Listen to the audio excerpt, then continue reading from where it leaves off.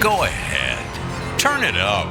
It's the Record Machine Show with your host, Jimmy Howe.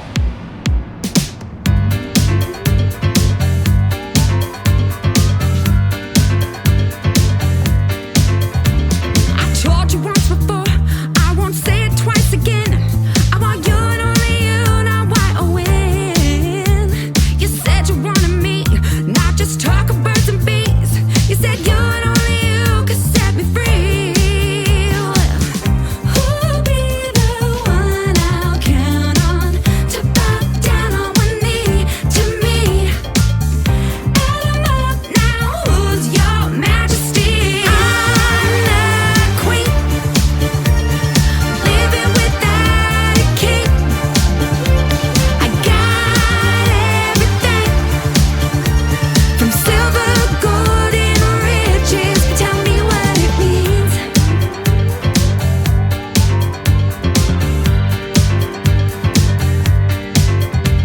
3 times he told me now that he's walking, he wants out. And you know what they say about number 3. You take both sides and make a square. Then you wanna box me there. But baby, all I want is to be free. Who'll be the one I'll count on to bow down on one knee to me? Add 'em up now, who's your majesty? I'm the queen, living without a king. I got everything from silver, gold, and riches. Tell me what my heart can't take any more of my mind, banging at your door. And I swore that if it came to end, that I could never be your friend. My heart can't take any more of my mind, banging at your door. And I swore that if it came to end, that I could never be your friend.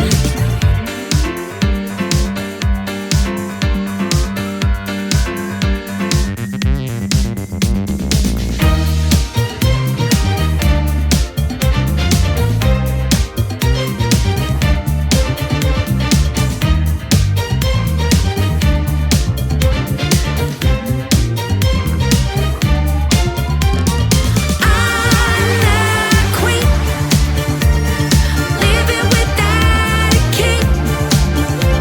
I got everything from silver, gold, and riches. Your majesty, I'm the queen, living without a king.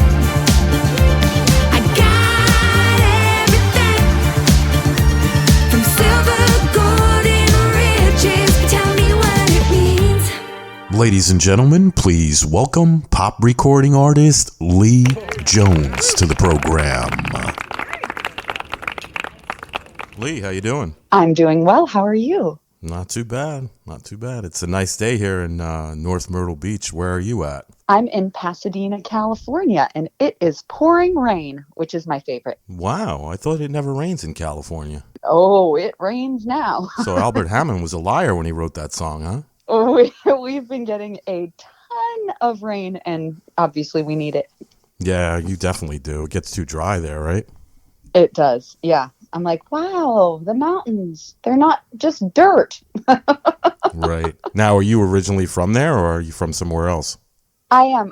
I was born in Burbank, grew up in North Hollywood, California. Yeah. Oh, wow, that's pretty cool. Parents are still there. Nice. Yeah. Yeah, I grew up in New Jersey. I moved down to South Carolina like 4 years ago. I could tell you were a little bit Jersey from your accent. Yeah, a lot of people think Jersey or New York. So Yeah, Jersey. Jersey, yep. Well, Yeah. I am a Valley girl, so forgive me. I call my mom dude. So That's pretty cool, though. Yeah, I guess your mom's pretty cool that she allows you to do that, right? no, she's like, Leigh, come on. How old's your mom? She is 68. No, so she's pretty cool then if she allows you to do that once in a while, right? You know what? They are incredible people. I couldn't be luckier. That's awesome. Now, tell me about your musical background. When did you first get involved in music? Well, my dad was a studio singer. He sang backgrounds for Natalie Cole, did some Shaka Khan stuff.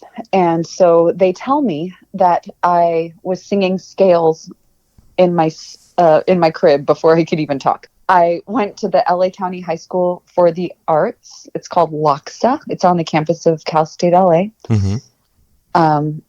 And honestly, as far as I can remember, I just loved singing. And I met someone right out of high school that introduced me to a gentleman named Berry Gordy. He's the son of Berry Gordy, who founded Motown and all that. Mm-hmm. And he managed me for a while. I told my parents that I would go to college if I didn't get a record deal within the first year out of high school. And I barely made it. Wow. So signed a major label deal at 19. Wow. What label? It was called Hidden Beach. Okay. Through Sony. It was right around the time that all that Napster stuff was happening. Right. So it was an interesting time. They have Jill Scott, Mm-hmm. and quite a few other people, but like a soul jazz label, and they shelved me for 5 years. Wow. Just want like a cute little tax write-off. And then finally, my first album was released. A label named Concord bought us out of that, and they were the ones to release my first record. Very cool. Now, besides singing, do you play any instruments? I can fumble my way around the piano. Mm-hmm. No, but I know what I hear. Right. So I like to, thankfully I have a crew of really incredible friends that I can lean on. Mm-hmm. And I'll just say, hey, so I have this idea. Let's start with doom, doom, doom. And they're like, okay, I think I know what you're saying. And then we'll just figure it out from there. Yeah, if you ever need a guitar player, you should hook up with Mike Flores. Well, I sure will. Well, he is just an angel. He's been such a great guy. He is a great guy, and he's a great songwriter, too. You might want to team up with him for a song or two, maybe. Well, he keeps asking me to do a rock record. I'm like, I don't know how good I'd be, but sure, let's try it. Give it a shot, right? You never know until you try it. Yeah. Now, I believe every band or artist is influenced by someone. Who are some of your influences? So I grew up, Mariah Carey is my first love. I listened to a lot of Natalie Cole, Nat King Cole. Natalie was my first real concert. We listened to Aretha Franklin, the Beach Boys. Very cool. Marvin Gaye, D'Angelo. Honestly, I truly am just a fan of music. Whitney Houston. I mean, who doesn't love Whitney? Yeah. You kind of can't compare yourself to those singers because you might go to bed crying, feeling bad about yourself because they're the greats. But yeah, that's what I listen to and love. That's awesome. Now, your latest album, Raining Gold, can you talk about that a little bit? Of course. So after the release of the first record, they told me that I owed them $500,000 and I didn't want to pay it back. Wow. I couldn't pay it back. So I found a way to get out of that contract and just met a handful of people who were willing to just be creative and funny in this old, really cool house in Pasadena. And we all just put in blood, sweat, and tears and thought, let's do something more upbeat. I loved the disco era. It's a little more pop, something a little more dancey, and we just went in. I started nannying again to pay for strings and bass players. Okay. and we just wanted to create something that was feel good and fun. Yeah, I've been listening to it over the last couple of days in my car, and I think it's great. Thank you. You're welcome. And your first release that came out in what, 2008, 2009, around then. It's called Yeah, 2000. Music in My Soul, right? Yes. Now that first record has more of a jazz vibe to it, and now the new one has more of like a pop dance vibe to it. Yeah. Was it easy making that transition? Yes. There were quite a few years in between those two albums. Mm-hmm. The music business is a funny place. We had a hard time getting the jazz stuff played on the radio. And if you want to be heard, you kind of need to find a way to get played on the radio. Right. So, I was young when I'm still young, young-ish. Right. When we started that first record. So, Alicia Keys hadn't come out yet, and the soul thing was my initial plan. But I just knew that I wanted to do something a little more reflective of where I was at the moment. So, no, it was fun. It was natural. It still does. It still feels happy to me. Every time I hear it, and it's hard to listen to yourself sometimes, but it's feel good music. Mm-hmm. I mean, the first album is great too. It's just a totally different style, It is. But it's still me. it's still you. You can tell it's you. Yeah. The vocals are stellar. They're phenomenal on both records. And Thank you. yeah, you're welcome. And I was going to ask you, why so long in between? But I got the answer from you a few moments ago about I guess the conflict between the label, right? Yeah. So that was, I didn't know much. I had, you can call them handlers at that point. And I'm so grateful because I learned a lot from that entire experience. But, this time around, I just thought, you know what, if I'm going to do this again, Mm-hmm. I want to be in control. And I know, and times changed so much. And honestly, as far as music equipment and recording goes, you don't need a huge studio anymore. No, there's so fun in, right. but you can do it. And, I recorded a lot of my vocals in my closet because I've got a lot of clothes and they soaked up the sound. Wow, and that's I'll pretty cool. Still do it, Nice. Now you don't need that stuff anymore. yeah, the business has changed totally. Like you said, you could totally do everything on your own. Now, do you plan on shooting any music videos for any of these singles on this album? I do, and I'm working on it right now. Oh, really? Which single are you going to be releasing a video for? So the Queen, which you're going to play at some point, that's the ringleader of the album to me. It's one of the first songs that we recorded. We kind of based everything around that kind of idea and the lyrics and the whole thing. That's the ringleader. So I might do that, but there's Ooh La La, there's California Gold, and at this point, it's just about being resourceful. Right.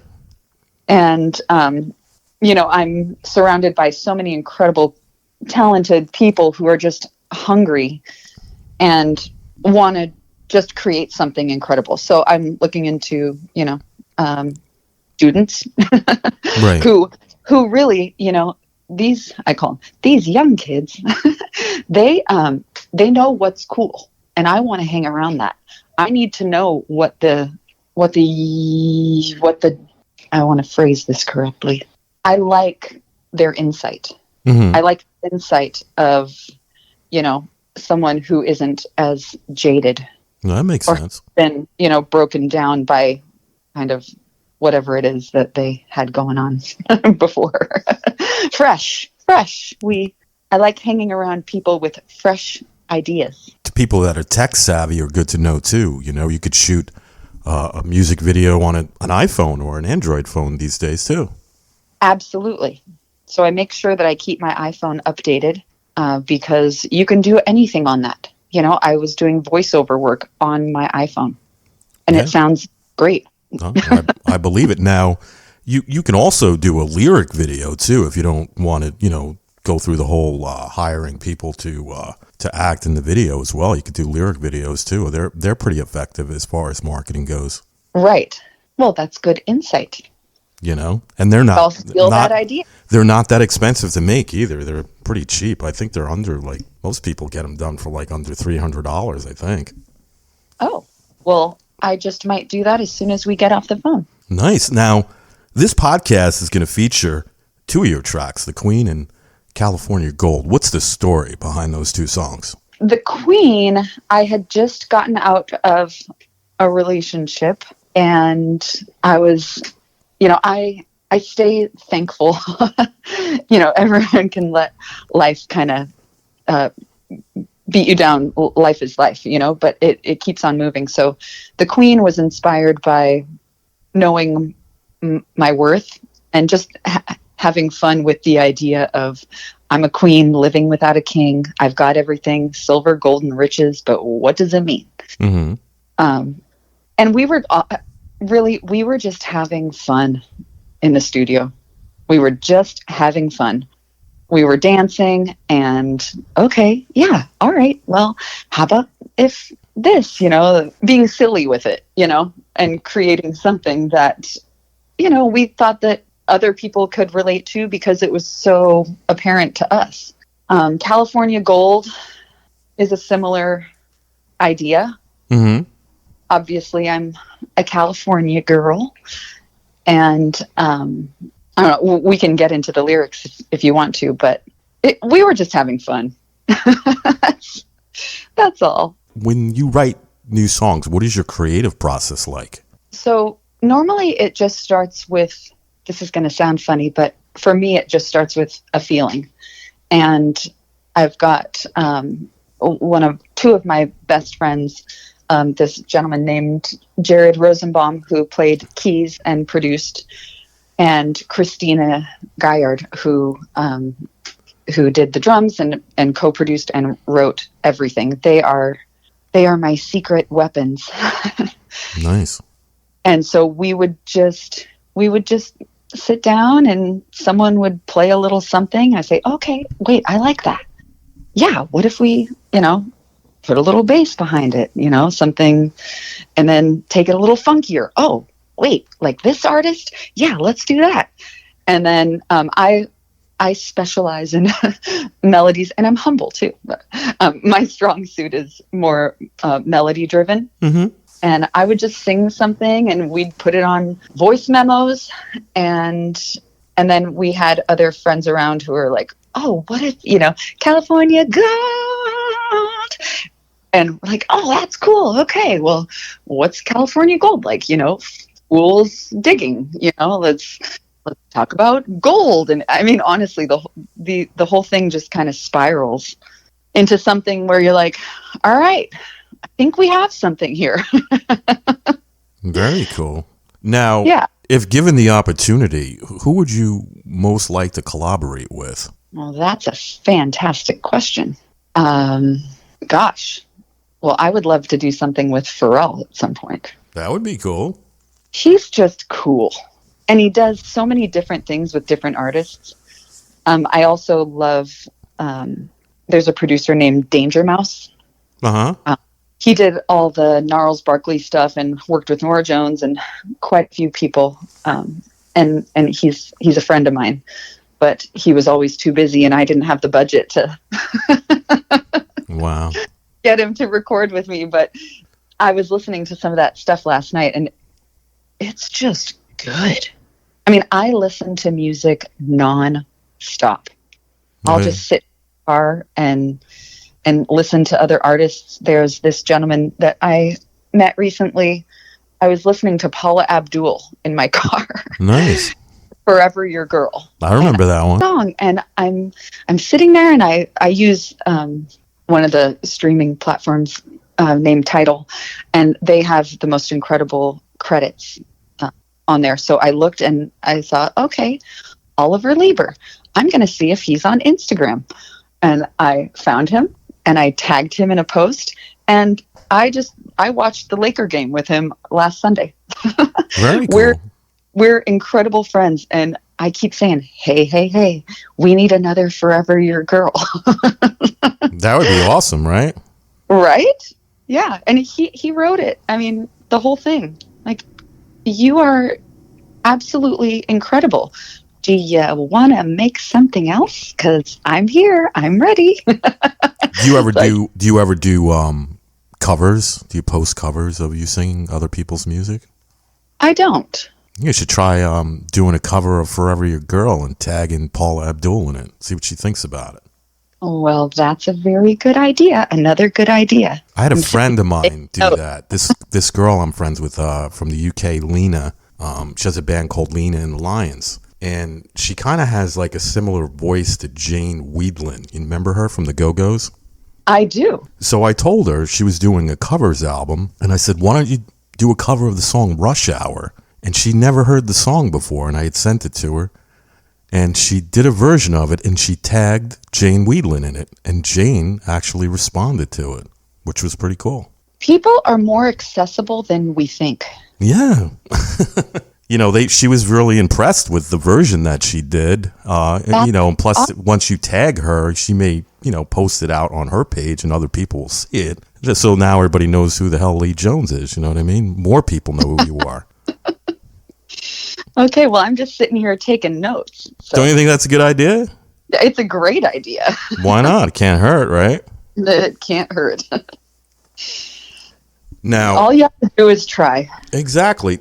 Now, you mentioned before voiceover work. What type of voiceover work are you doing, and who are you doing it for? Well, I did a Klondike commercial when I was little. Actually, that's kind of how I started.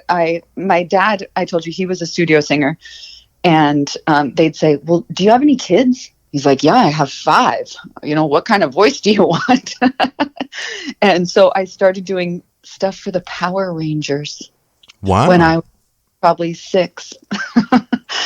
So I'm very, very comfortable in the studio, and that's my safe, happy place. Comfortable doing live stuff now too, but that's just where I grew up. So, I mean, you name it. I was doing singing stuff.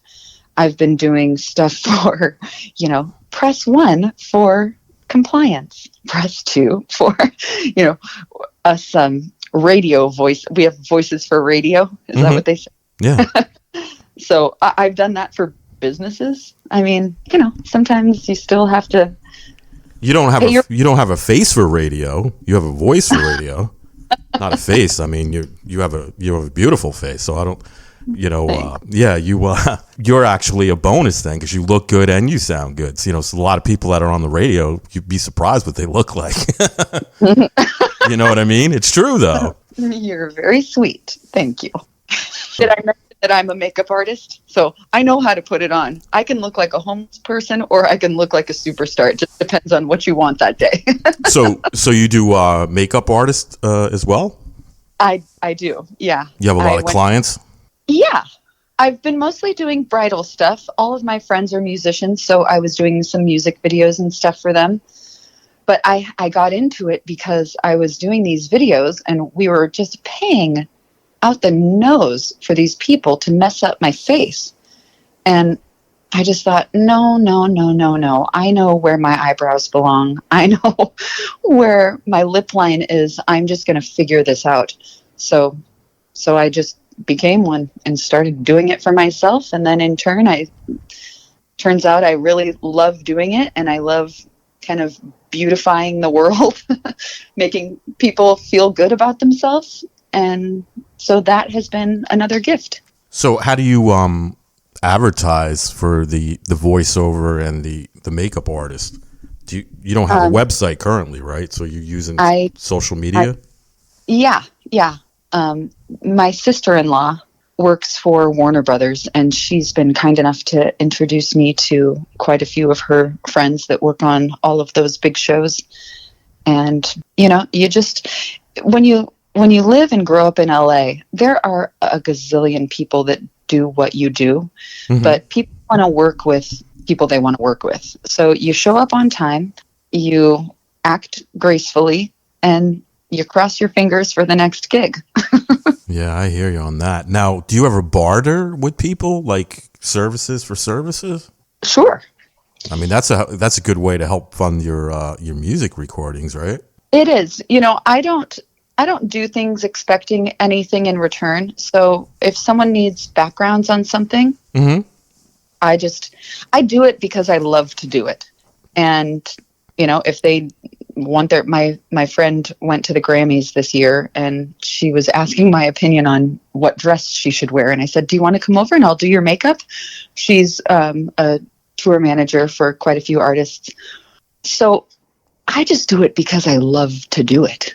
I'm not expecting anything in return. And then if for some reason down the line I need a little favor, I know that they'll be there for me. That's awesome. Now, what are your plans for the rest of 2023? Well, I'm glad you asked. I'm working with this woman, Edie. She launched Pink, amongst many others. I did a tour for the military for my first album for 3 months called the I Am Strong Tour. Mm-hmm. And she is the one that got that for me. So we're putting together a tour at the moment and talking about companies and just things that are important to me. So we're putting that together. I think we're gonna do something for cancer research and go out and beautify the world again. That's awesome. Now, what do you like to do in your free time outside of music? Sleep. That's it? No. I like to cook. I tend to burn things, but I enjoy doing it. Mm-hmm. Not very good, but again, I'm learning to love and accept the journey. I hang out with friends. I go to shows. I sleep. I used to love to sleep all the time, too, when I was doing the club scene, probably I did it for about 20 years. I would go out late and spin records at a club, and I wouldn't get home till 3 a.m, and I would sleep till probably 1 p.m. Yeah. But as I got older, now I just wake up. I wake up at 4 a.m. every day. Oh, so do I. Too much thinking going on. Yeah, I don't want to get up, but I just find myself getting up, and that's how I start my day. I mean, today I was up, I think it was 4:30, and today's my day off. So see, well, you've got a lot going on too. So our minds are interesting places. anyone interested in purchasing your music, what platforms can they find it on? So it's everywhere. Both albums are everywhere. They're on Spotify, Tidal, Apple Music, iTunes. You mentioned Bandcamp, and I started to dig into that this morning. So again, as we're talking, I'm taking notes. I'll get on that one. But yeah, it's out. It's everywhere. I'm looking into getting some vinyl pressed because those are the new CDs. Evidently, we're reversing. Uh-huh. I can give you the name of a company that does one and done vinyl pressings. You don't have to order a set amount. Oh, that would be incredible. Thank you. I'll text you the link when we get off the phone. It's a pretty decent company. I know a few people who've had their albums done with that. Absolutely incredible. And I think this disco stuff really lends itself to the whole idea of having it on vinyl. People want that again. Oh, I have a huge vinyl collection. I have probably 3,000 or 4,000 albums, probably 1,000 45s at least. Whoa. Well, I'd dig into that one day. Yeah, I have probably about 400 8-track tapes that still work, and the deck still works. I have that, and stop. Yeah, I have a cart. I still have cart machines from back in the day when we used to do the jingles and stuff. I'd have to pop the card in and take the other one out, and I have all that shit. Oh, that's so cool. I was looking for my my Discman the other day because I used to listen to D'Angelo's Voodoo album and roll through Toluca Lake when I was still living at home, and I don't think it works, but I need to find one. I'll go somewhere and They sell them. They sell them brand new on Amazon. I bought one last year. I still play CDs all the time. In fact, when I get artists that send me, a digital copy of their release, I just download it to my computer and then I rip it to a CD and I play it in my car. So I get to do research, listen to the music while I'm driving to and from, my job and everything. And it's just better than the crap they play on the radio, You said it, not me. So I'll go on Amazon. I need to get a Discman, and then I wonder if they have, when they say people also search for something to fix all the scratches on my CDs. They sell a solution for that. Actually, it's it comes with a brush too. Not a brush. It's like almost like it's a smooth brush, and you kind of put a few drops on it, and you just run that brush around. And they also sell a machine too that you put the disc in. I tried it. I didn't have to with it, but I cleaned my my records with. A lot of people don't know this, but you can clean your records with glass cleaner. The blue. Really? Yeah, the blue spray.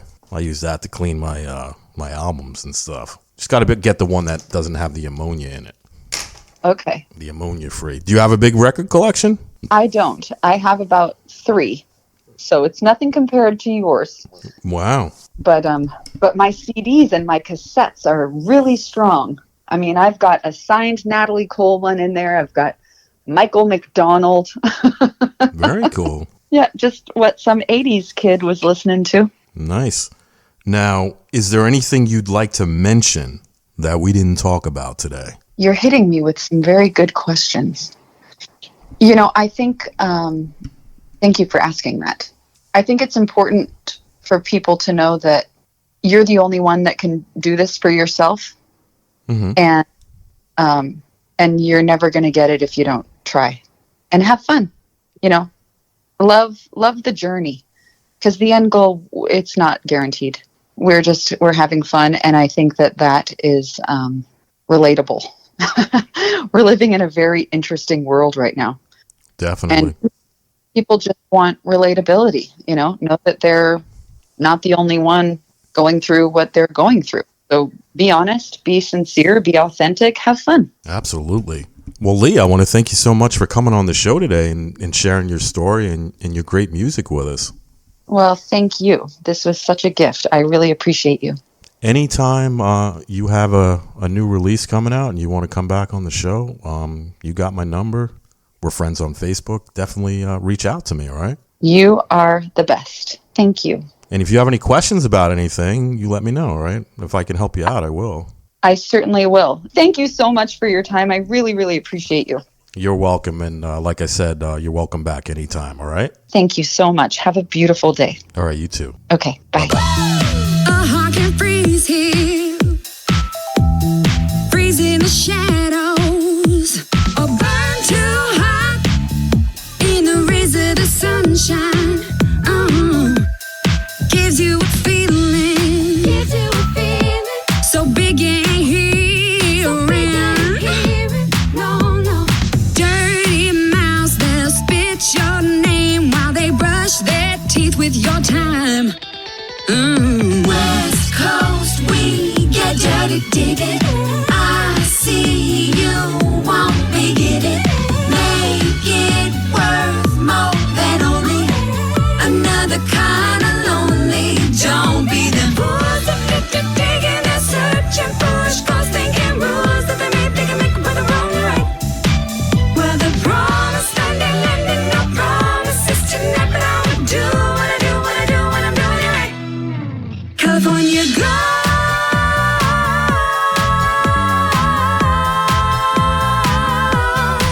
California girl.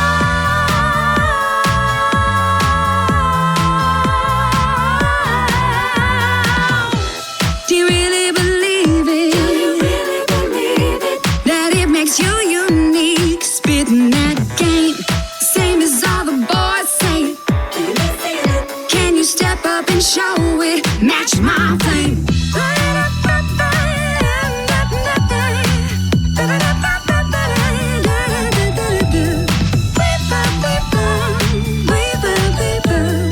Ooh.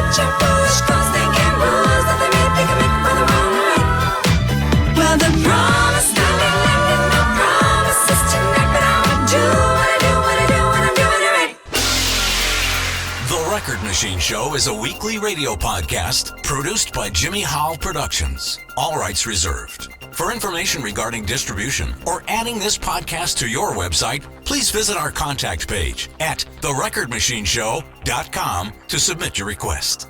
Thanks for listening. See you next time on The Record Machine Show. The Record Machine Show.